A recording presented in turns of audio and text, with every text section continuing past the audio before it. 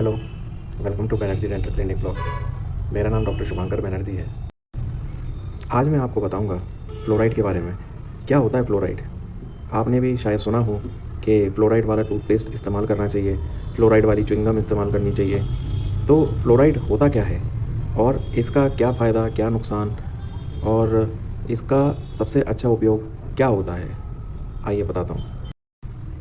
Fluoride एक प्राकृतिक compound है जो प्राकृतिक रूप से मिट्टी में, पानी में एवं अपने खाद्य पदार्थ जो भी हम खाना खाते हैं उनमें बहुत ही छोटी अमाउंट में पाया जाता है। और इसका सबसे अच्छा उपयोग हमारे मुंह के अंदर जो अपने दांतों को और अपने मसूड़ों को स्वस्थ बनाने के लिए किया जाता है। अब मैं आपको बताता हूँ फ्लोराइड के फ़ायदे। सबसे पहला फ़ायदा, इनेमल को मजबूत रखना। दांत की बाहरी परत को, जिससे दांत शाइन करते हैं, जिसको थोड़ा सा दांत को पेस्ट से रगड़ने के बाद दांत बिल्कुल जगमगा उठते हैं, उसको हम इनेमल बोलते हैं। और इनेमल पूरे शरीर में सबसे मजबूत परत इनेमल की ही होती है। पर इनेमल को भी क्षति पहुंचती है। जो भी हम खाते पीते हैं उसमें से जो भी एसिड जो निकलता है उसमें से जो है इनेमल को क्षति पहुंचती है। उसके द्वारा जो है कीड़े बनने की प्रक्रिया शुरू हो जाती है। इनेमल को मजबूत रखने से कीड़े लगने की प्रक्रिया में बहुत ही कमी आती है। खाने से जो भी एसिड जो निकलता है वो इन्फेक्शन नहीं बन पाता है। फ्लोराइड इनेमल को एक रीमिनरलाइजेशन प्रोसेस के द्वारा इनेमल को और ज़्यादा मजबूत करता है। नंबर 2, दांत के कीड़े लगने से फ्लोराइड हमें बचाता है। जब भी हम कुछ खाते हैं तो दांत में कीड़े लगने की संभावना ज़्यादा बढ़ जाती है, क्योंकि जो खाना आपके मुंह के अंदर बच जाता है कुल्ला करने के बाद एवं ब्रश करने के बाद, वो अपना एसिड छोड़ना शुरू करता है, जिसके द्वारा कीड़े लगने की संभावना, या जैसे हम बोलते हैं डेंटल कैविटीज़ लगने की संभावना बहुत ज़्यादा हो जाती है। फ्लोराइड इसको बंद कर देता है कि जो रीमिनरलाइजेशन प्रोसेस जो इनेमल को और मजबूत करती है, उसके द्वारा फ्लोराइड कीड़े लगने की संभावना को सबसे कम कर देता है। नंबर 3, फ्लोराइड दांतों की झंझनाहट को कम करने में सहायक होता है। कैसे? कि जब हम फ्लोराइड को हम लेते हैं तो वो दांत के ऊपर जो है रीमिनरलाइजेशन प्रोसेस के द्वारा इनेमल को मजबूत करता है, जिसके द्वारा जो भी हम ठंडा गर्म जो भी हम खाते हैं उसका जो स्पंदन जो है वो दांत के अंदर जो नर्व फाइबर्स जो रहते हैं उनके अंदर वो नहीं जा पाते, जिसके द्वारा झंझनाहट में बहुत कमी आ जाती है। नंबर 4, लार की सेहत की रक्षा करना। जी हाँ, जो हमारे खाना पचने का सबसे पहला स्टेप जो रहता है वो रहता है खाने का लार के अंदर मिलना। उसकी वजह से ही हमारा शरीर खाने को अच्छी तरीके से पचा पाता है। बिना लार के खाना अच्छी तरीके से शरीर के अंदर नहीं पच पाएगा और बहुत सारे इन्फेक्शंस होने की संभावना रहती है। तो फ्लोराइड लार के प्रोडक्शन को बढ़ाता है, जो एसिड जो मुंह में रहते हैं उनको न्यूट्रलाइज करता है, मुंह को साफ रखता है और टूथ इनेमल को रीमिनरलाइज करता है।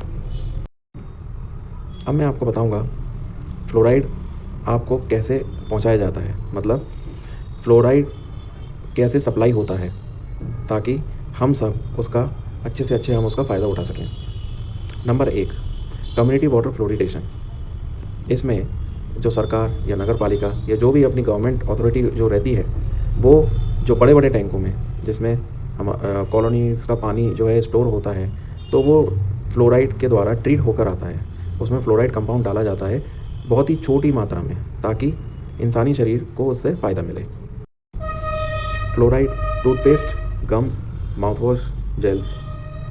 कभी भी आप डेंटिस्ट के पास जाएंगे तो वो सबसे पहले आपको फ्लोराइड टूथपेस्ट, माउथवॉश, जेल्स लगाने के लिए बोलते हैं, क्योंकि फ्लोराइड की रीमिनरलाइजेशन जो टेक्निक जो है वो इतनी ज़्यादा पावरफुल होती है, जिसके द्वारा दांतों में बार बार कीड़े लगना या पायरिया की शिकायत होना, इन सब चीज़ों में बहुत ही ज़्यादा कमी आ जाती है।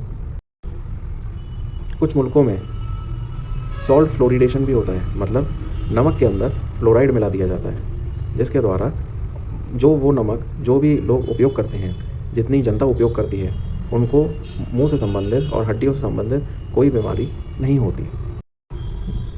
वाटर फ्लोरिडेशन, जैसे कि अगर आप पहाड़ों पे रहते हैं या कोई ऐसी जगह पे रहते हैं जहाँ पे फ्लोराइड आपको मिला हुआ पानी आपको नहीं मिलता है, तो उसमें आप फ्लोराइड अलग से आप उसमें कंपाउंड को अपने पानी में मिला के उसको इस्तेमाल कर सकते हैं। अगर आपको ये लगता है कि फ़्लोराइड की पूर्ति आपके शरीर में नहीं हो पाती है, तो मार्केट में फ़्लोराइड सप्लीमेंट्स भी मिलते हैं जिनका आप उपयोग कर सकते हैं। अब मैं आपको बताऊंगा फ़्लोराइड कितनी मात्रा में कितने उम्र के लोगों को दी जानी चाहिए। फ़्लोराइड की मात्रा कितनी दी जानी चाहिए, कौन कौन से उम्र में। आइए, 0 से 6 महीने के शिशु, उनको 0.01 mg पर डे। जो बच्चा 7 महीने से 12 महीने के बीच में, उसको दी जानी चाहिए 0.05 मिलीग्राम पर डे। बच्चा जो 1 से 3 साल तक का है, उसे भी दी जानी चाहिए 0.05 ग्राम पर डे। एक जो बच्चा जो 4 साल से 8 साल तक का बीच में है, उसे भी दी जानी चाहिए 0.05 mg पर डे। जो बच्चा 9 साल से 18 साल के बीच में है, उसे भी 0.05 मिलीग्राम पर डे के हिसाब से उसको इतनी फ़्लोराइड उसको दी जानी चाहिए। बाकी जो भी एडल्ट्स हैं या जो प्रेग्नेंट और लैक्टेटिंग मदर्स हैं, उनके लिए भी 0.05 मिलीग्राम पर डे के हिसाब से उनको फ़्लोराइड दी जा सकती है और उनको फ़्लोराइड की रिक्वायरमेंट होती है। अब मैं आपको बताता हूँ फ़्लोराइड ज़्यादा लेने के दुष्प्रभाव। सबसे पहला, डेंटल फ्लोरोसिस। डेंटल फ्लोरोसिस में जो इनेमल जो रहता है, इनेमल ख़राब हो जाता है, इनेमल के ऊपर गड्ढे पड़ जाते हैं और वो एस्थेटिकली दिखने में ख़राब लगता है। दूसरा, स्केलेटल फ्लोरोसिस। इसमें जोड़ों में बहुत ज़्यादा दर्द होता है और इसमें लिमिटेड जॉइंट मोबिलिटी होती है, मतलब जो जोड़ हैं वो अच्छी तरीके से काम नहीं करते।